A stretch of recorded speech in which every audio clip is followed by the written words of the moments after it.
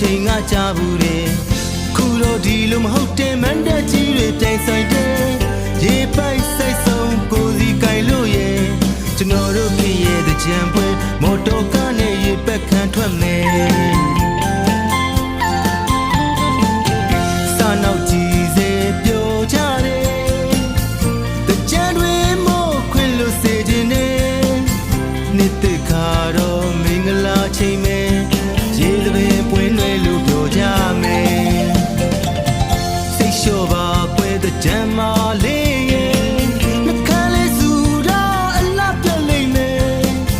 ကြံရည်ဆိုတာအန်ရဲ့ကင်းနဲ့မင်းတကူလုံးရွှဲသွားပါစေခွယ်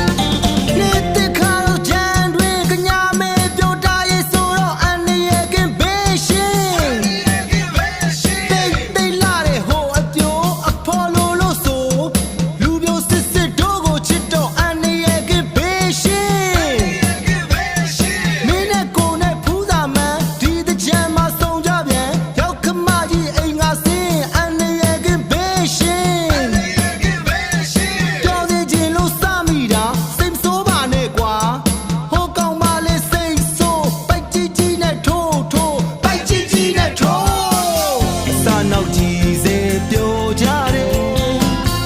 တကြံတွေမို့ခွင်လို့စေခြင်းတယ်နှစ်သက်ခါ